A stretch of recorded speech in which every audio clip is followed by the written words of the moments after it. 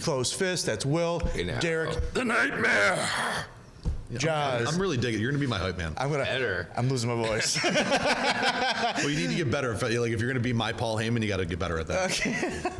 And I, of course, I'm Russ, and talking pro wrestling and New Japan, and as all of a sudden, brand new topics all over the place. Brand new hype surrounding New Japan and everything. Wrestle Kingdom 12, Omega versus Alpha versus Omega it lived up to everything pretty much. Oh, I would agree. But it's not so much about I don't think it's so much about the match. It's about the fact that Chris Jericho, who said many times that he would never step into another ring other than a WWE he's a ring. WWE guy.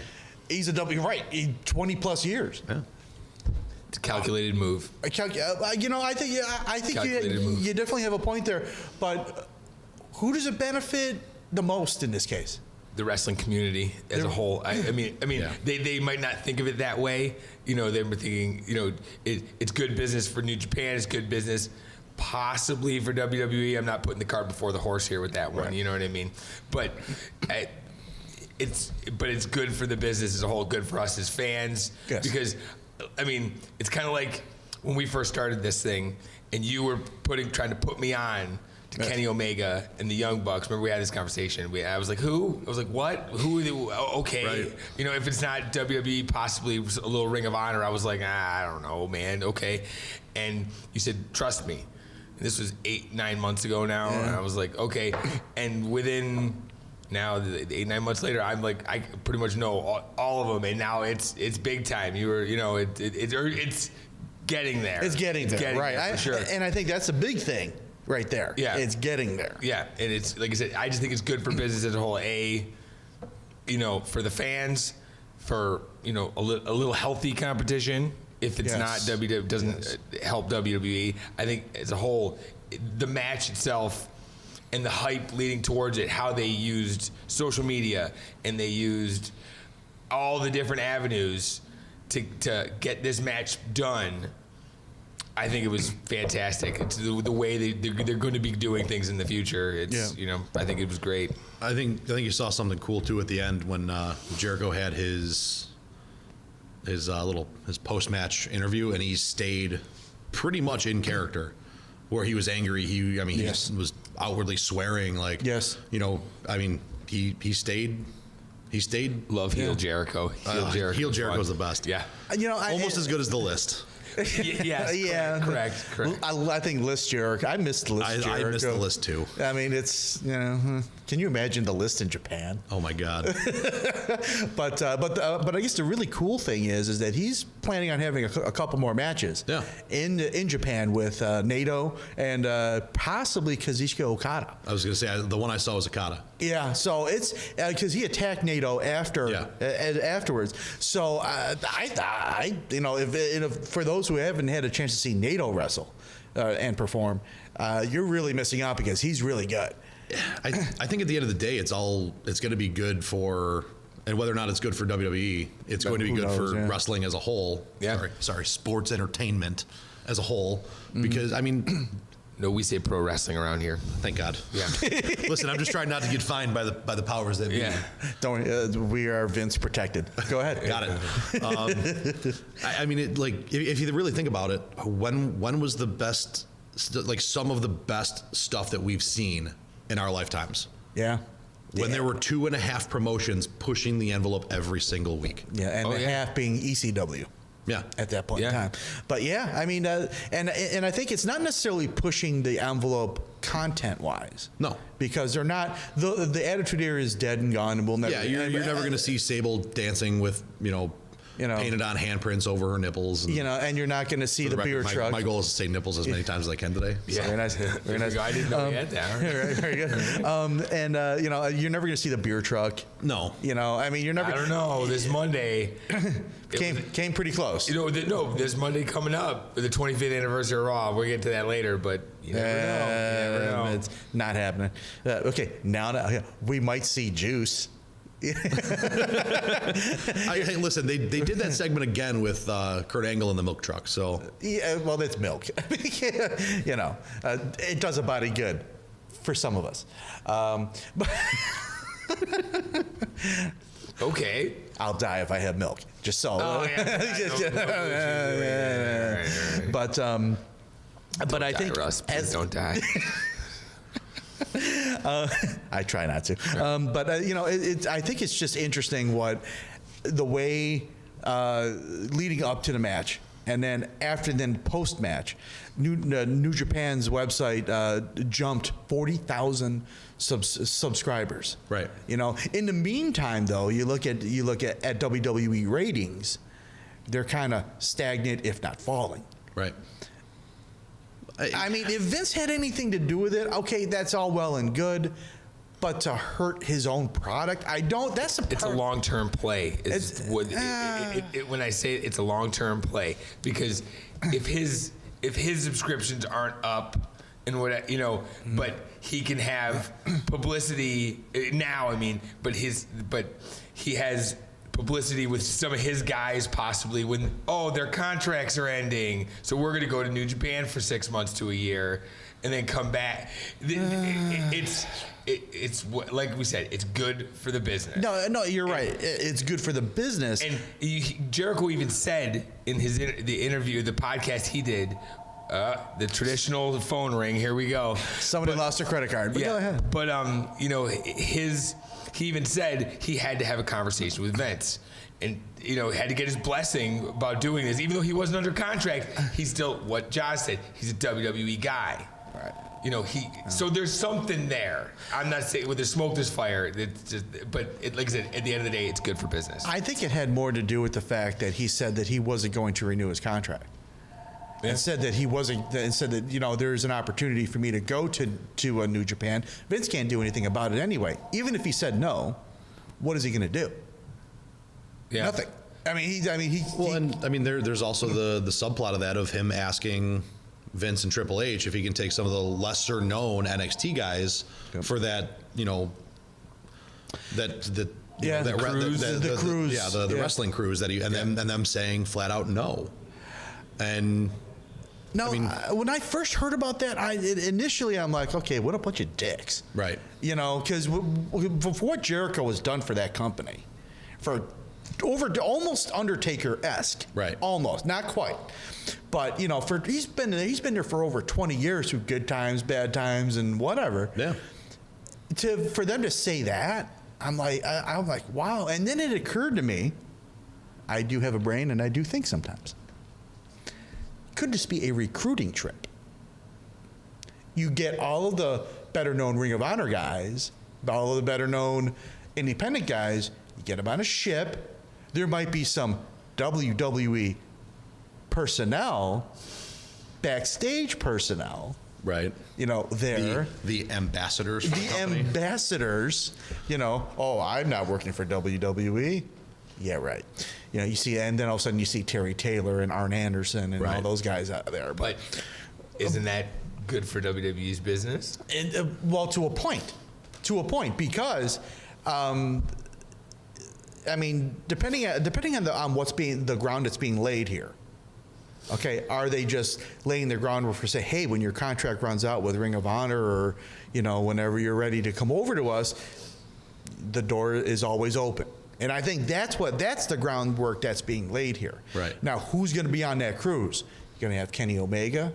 You're going to have the Young Bucks. You're going to have Cody. I believe Cody is. Cody. Marty Scurll, pretty much the Bullet Club there. Right.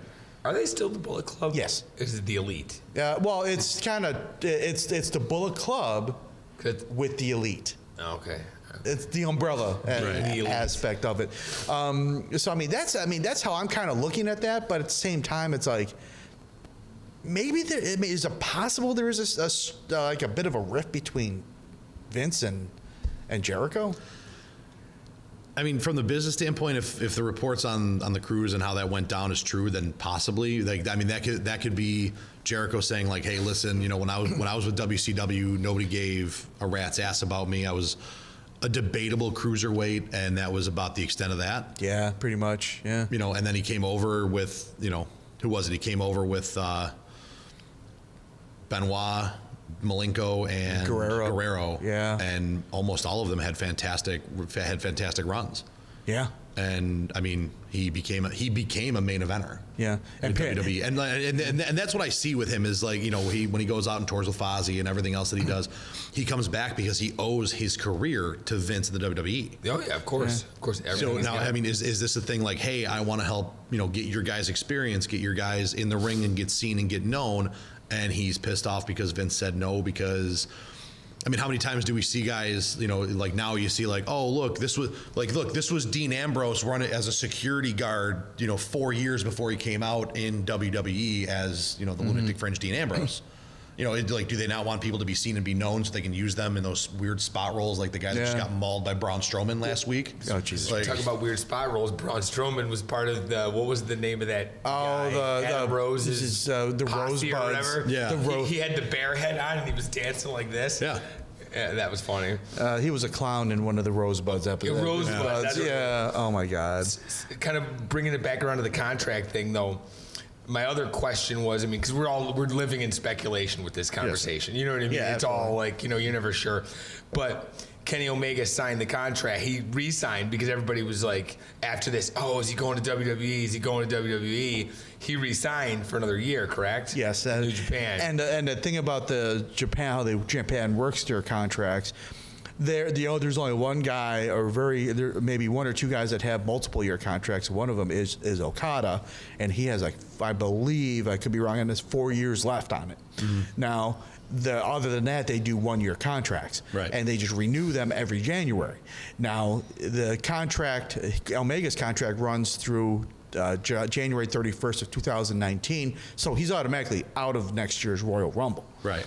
So and like I said before, the rumor train was going to go because the rumors were flying that, oh, he's going to jump, he's going to do that, you know, he's not going to renew. People forget. I mean, if people don't seem to realize how entrenched Omega is in Japan. Right. He lives there. Yeah. He speaks it fluently. Yeah. So he is entrenched into the Japanese culture. If he comes over to WWE, he has to uplift his whole life pretty much. Right. And come here. And I mean, if you look at, you know, the guys like that, like how, I mean, he almost had to entrench his life there if he's going to make it big there. I mean, look at Nakamura. Yeah. How hard it is for him to get over because of the language barrier, because he doesn't really speak all that great of English. Yeah. I mean, his good talk segment was hysterical.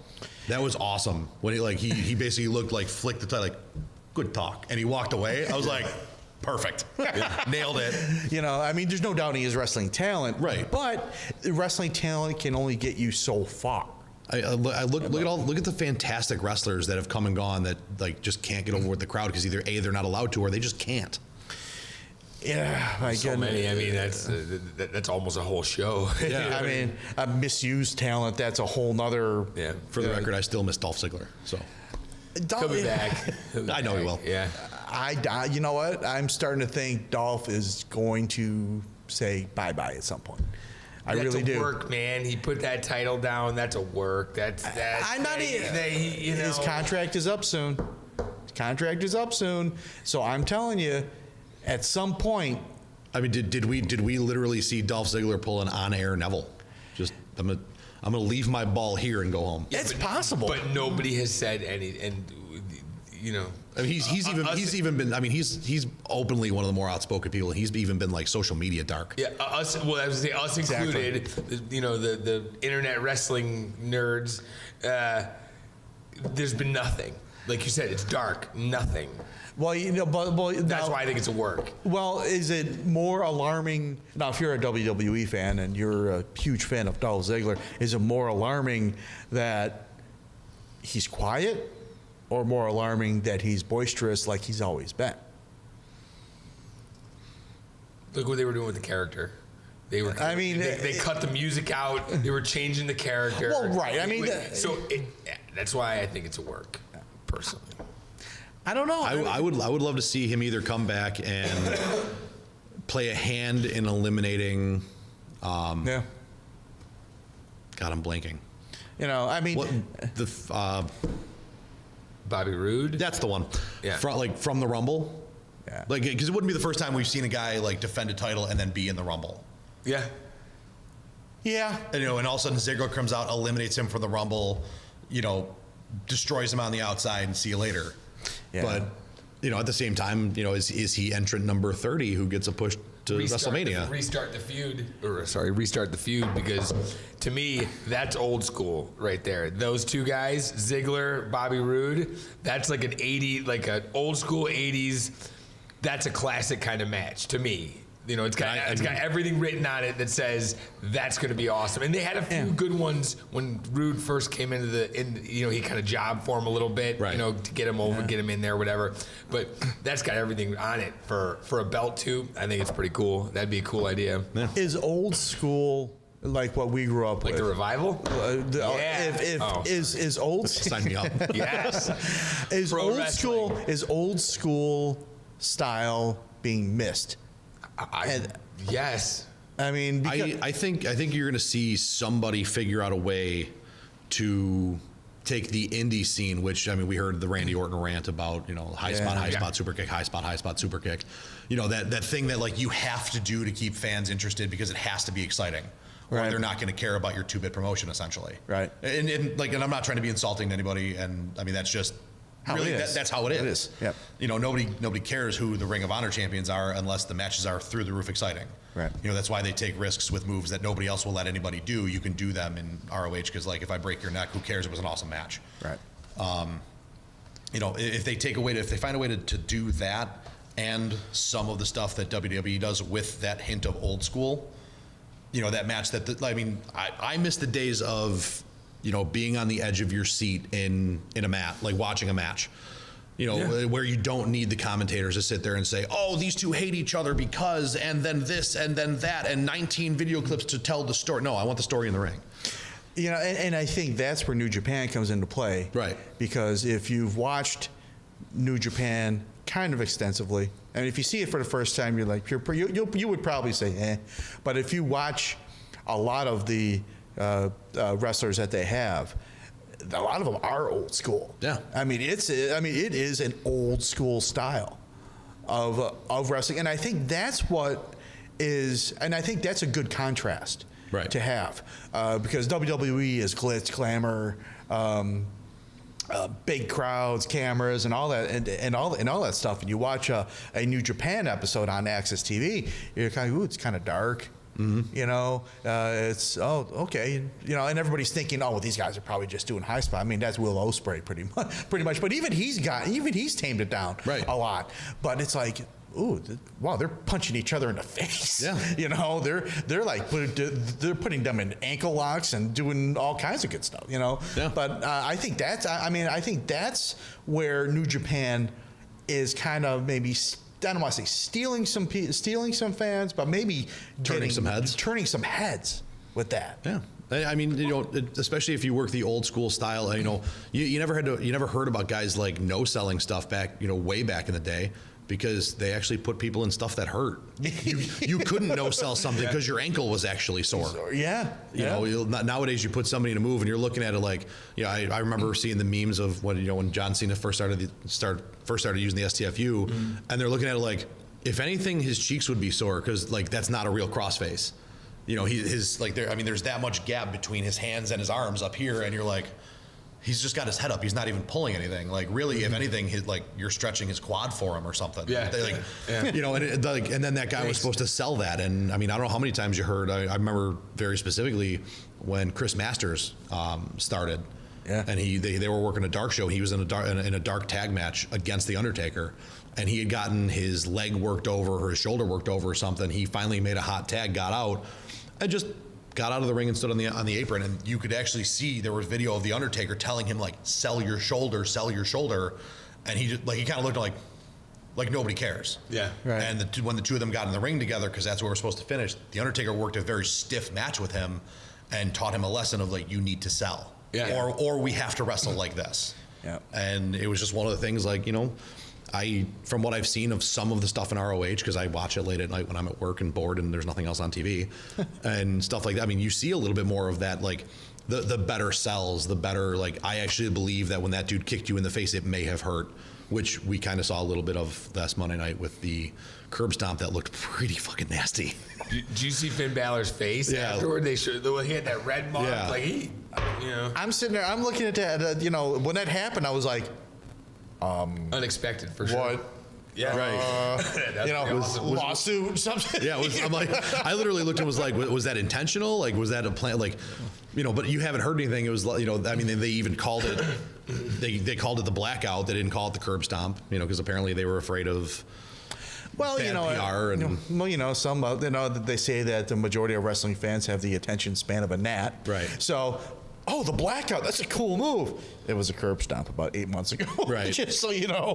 Which is funny because they called it the blackout, and then the whole internet community blew up and was like, "Oh my God, the curb stomp's back!" Yeah. But yeah, so as a whole, I mean, Jericho being 47 years old, he doesn't have much time left. In The way the he's business. wrestling, man, he could go for 10 more years. I'd still watch. You know what? He might be a Ric Flair and better. You think so? I mean, When's the last time you heard about Jericho being out long term with a bad injury? well, you know what, you got a point there, but you know what? I think this speaks of a lot of the changes in what wrestlers do DDP Yoga. off of. Yeah, I mean, off camera, you know, Yeah. behind the scenes, Because that's what he says. Is Yeah. what keeps him going at 47 years old. You know, I'm but- not plugging that stuff. I'm just No. I follow what he said. I actually had a buddy who started doing it. He said he did it for about a week and a half, and he started feeling fantastic. Yeah, because you're just stretching your limbs, man. It's just like you were talking about earlier when you were talking about your MMA. You know, water intake. You know, to hydrate, stretching, all key things to keep you going. You know, Yeah. key things. Yeah, I mean, but you know, I mean, I guess we'll speak logically, if we can. At 47, does he want to continue on something? Because he does have Fozzy, Right. You know, I mean, he's going to do a couple more matches, maybe 3 more matches in New Japan. Then where does he go after that? I think that's where I think that's where we find out how Yeah. what his relationship is like with WWE. But I mean, we've seen it all before, where somebody with a really bad, really bad rapport with with the powers that be, all of a sudden, you can make me a couple million more dollars and be a huge sell. So come on back. Yeah, but the fact I'm is, still waiting to see CM Punk. So I'm waiting.